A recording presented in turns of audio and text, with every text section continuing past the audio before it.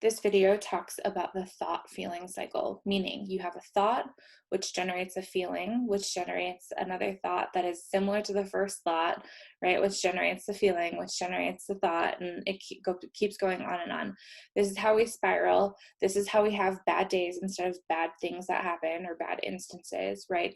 This is how we find ourselves, not being able to have a way out, or not being able to see a way out. And once you understand the mechanism behind this process, I think that it helps bring awareness and you start to realize that you have a choice instead of being subject to whatever you're feeling or thinking at the time. So here's what I mean. I want to talk to you about this thinking feeling loop, right? And here's how it works. We have thoughts, and our thoughts produce neurochemicals. And these neurochemicals travel throughout our body and produce emotions or feelings, which produce thoughts of a similar nature. And so altogether, this kind of repeats a cycle, and the whole thing leads us to a state or kind of like a vibration, right? So let's take an example. A high vibe state is, this person is the love of my life. This is your thought that you have, right? You finally found the one. You're going to produce neurochemicals such as dopamine, endorphins, serotonin, and of course oxytocin. And all of these things like make you feel good and lead you to this emotion of being excited, being in love, seeing the world through rose-colored glasses. And so you're going to have more thoughts like, this world is amazing, life couldn't get any better, I finally found my person, I never thought I would, but this is so amazing, right? And this perpetuates the cycle over and over and over again. And so in that case, we have a high vibe state, right? But in a low vibe state, our thoughts are something that we probably don't really like. They're kind of uncomfortable, but we can't really help them, right? So say we wake up with a thought, I have too much to do today. It's going to lead us to produce neurochemicals, adrenaline and cortisol. These are our stress hormones or our stress neurochemicals. And this makes us feel stressed, overwhelmed, panicked, trapped in a cycle. And so this keeps us thinking thoughts of the similar nature, like, my house is a mess, I can never catch a break. And if you're like me, your inner critic could probably be raging at this point. And this just produces more neurochemicals and more of the same feelings, right? And it just keeps going over and over and over again. But creativity happens, right? In this situation where we have a thought that is outside the box, it breaks the cycle, right? It's something new and different. It's a perspective shift, a different way of thinking of things. And in this way, we can start to become what we want instead of what we're programmed.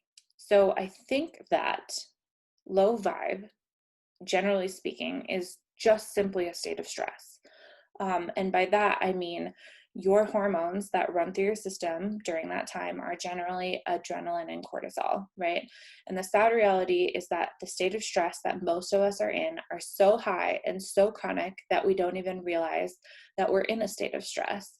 We are so bombarded, we're just used to it, right? It's baseline. And so we don't even see that there's a way out. We don't even realize that it doesn't have to be like this, that there's a better reality somewhere else. And it could come from changing your mindset, and it could come from changing your environment, right? But what I wanted to talk about was the fact that, like, when you have adrenaline and cortisol pumping through your body, what it does is it channels all your blood and nutrients away from your brain and into your extremities, right? That's so that I can run, it goes to your legs so that you can run, goes to your arms so that you can fight, and all the other things. It's a very primal mechanism. But when your blood is channeled away from your brain adopts a lowest level state possible of energy consumption, if that makes sense. So your brain is going to say, use the least amount of energy possible. And that, when your brain is using the least amount of energy possible, it's not a conscious reaction. You're going to run a program.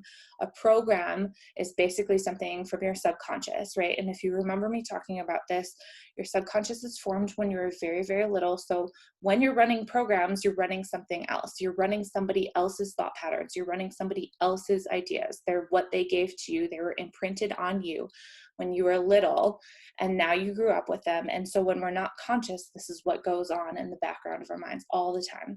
And so in a stress state, you're going to be cut from your authenticity because you're running that program by default, right? And so, in order to get out of that, in order to step into your authenticity, in order to listen to your spirit, become the person you need to be, you need to stop being stressed. And I think that's probably easier said than done, but there's always a different way, like I said, to change your perspective. There's always a different way to shift your vibration up. And it really just comes, I think the first step is coming from realizing, what does stress look like for you? What does a stress state look like for you? When are you in a stress state? When are you in a story? When you can identify that, then that's when you can start to see that there's a different option, or there's a different perspective to take.